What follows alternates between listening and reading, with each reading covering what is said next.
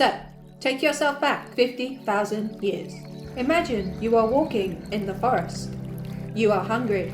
You see a tasty morsel growing on your path.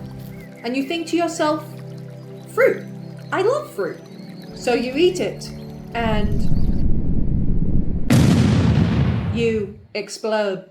Well, what if there was a game that could simulate that? Hi, my name's Gab, and you might know me from a project I've been working on, codename Floorballs. But over the past few months, I unfortunately had to take a bit of a step back from game dev to prioritise my physical and mental health in preparation for becoming a mum. That's right, I'm pregnant. I unfortunately got hit really hard by the first trimester though. That then led to a severe decline in my confidence, feelings of safety, and my overall mental health. Being in so much pain that I couldn't even open my laptop, to the point where anxiety and doubt crept in, making me feel like I wasn't capable of doing anything. So I've really been trying to work hard on myself these past few months, and my husband Ollie has been such a pillar of support for me throughout all of this. I really don't know what I would do without him. Now that I'm over halfway of this pregnancy though, I've started to feel significantly better, and can slowly feel my mojo coming back again. And so I'm super excited to share with you the projects that I've been cooking up. Not just in my tummy. This most recent one actually stemming from this excitement of adding a new addition to our family. Ollie and I have been together for 10 years now, so for so long it's been just the two of us. We've always enjoyed creating things and playing games together, that we definitely want to sustain that playfulness as we grow our family as well. One of the things we really enjoy playing? Board games. Recently as well, we got married. And for our honeymoon, we decided to spend a week off, spending time chilling in nature, reading books, and playing board games. So, of course, being the nerdy creatives that we are, we actually designed a board game while we were away. Now, going back to that exploding food. What if there was a game that could simulate how it would be to live as a hunter-gatherer, where you don't know whether the berry you just picked up is going to satisfy your hunger or kill you? So let me introduce you to The Gathering Grounds, version 0.3. A competitive board game where players must forage, scavenge, and fight to survive. The only problem with foraging on an unknown planet is, do you really know what you are eating? Starting off, we designed this game with this premise in mind. And staying in a tiny home in the Hunter Valley, we figured out we wanted to create a board game that could easily be transportable as well, so people could whip it out and play it on the go. Thinking about surviving in the wild as we watched the flames of our campfire, we knew this game would need food, resources, and items that the player could craft. We really liked this idea of foraging as well, so we decided to have 4 different food types: fruit, veggies, roots, and mushrooms. Why are the different food types though, you ask? Well, we created a mechanic where, after foraging for food and placing it in your basket, the player must roll the dice when they choose to eat that food in order to reveal how it will affect you. The food either increasing your hunger or decreasing it. Each food type having its own probability of how it will affect you. Fruit being the safest option, and mushrooms being risky. So we gave the player 2 values, a hunger track and a health track. The idea being that the player would need to spend their hunger in order to perform actions, and so therefore must eat in order to replenish that hunger. Because if the player's hunger reaches 0, they then must use their health to expend that energy, just like in Minecraft. Or, I guess, real life? Now, what do these items do?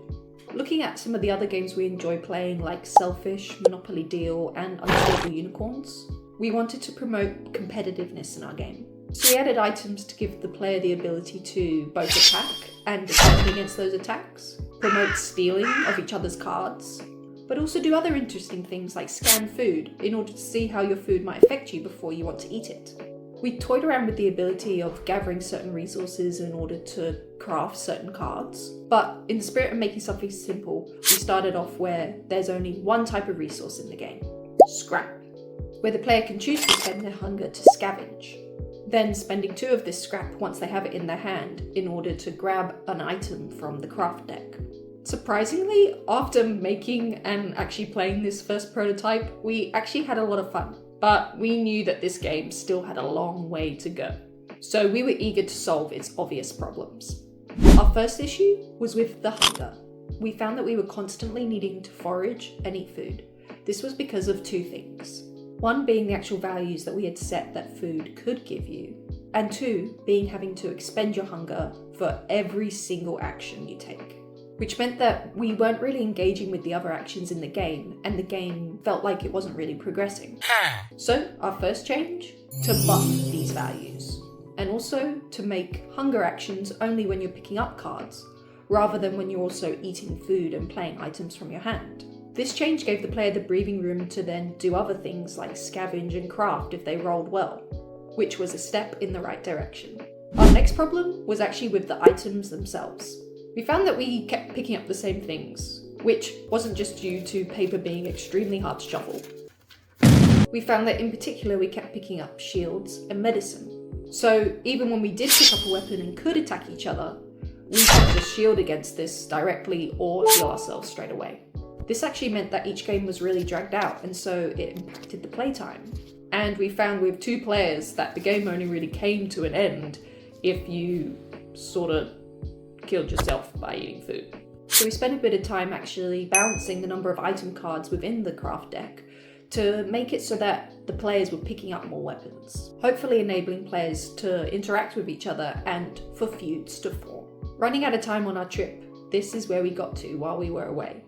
But I found myself when I returned back that I kept thinking about this game, which made me really excited, as this was the first time in months since I'd felt a passion for creating things again. So I decided to have a bit of fun, upgrading the game from its flimsy paper prototype version to one a bit more appealing and that I could print off onto card. The goal being to play it with family and friends. So I set up a Notion page, wrote down its rules, and created a Figma file to start putting together the decks. We really liked this style, a mix of realism and a touch of Dr. Seuss whimsy, with a striking colour palette that reminded us of the sunsets we see here at night. So I started to concept some art for the food cards first, to really get an idea of what this game could look like. We landed on this sort of style and layout for the cards, giving off the vibe that you're actually foraging and scavenging on alien planets, where you have no idea what you are in for. I then prompted AI to make this apple more out of this world and cute, and it gave me this. Wow! Now, if you know me, you know that I love cute little guys. And so when I saw this little fella, I was sold on the concept of giving everything cute little faces. And I mean everything. I knew that I wanted each deck to have its own unique feel as well when laid out next to each other. So I got to creating the rest of the cards and playing with different colour palettes that could suit each other to achieve this variability. We then also had the idea to create food effect cards that the player has a chance to get when rolling to eat. That would hopefully give an unexpected and more chaotic feel to the game. And after putting together unique boards for the players to track both their health and hunger, the concept was ready to be made into cards. Using a template I found from Print and Play Games, I put together a PDF that I could cut out by making it double-sided. And so, off to the printer it went.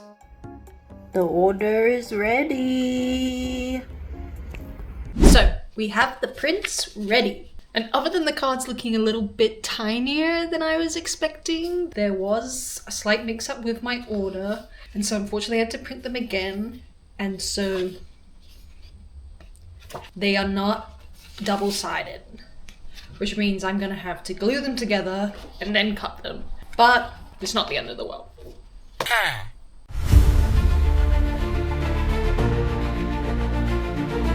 Tiny glue stick ran out of glue. Had to run to the shops for the yoo-hoo. Woohoo!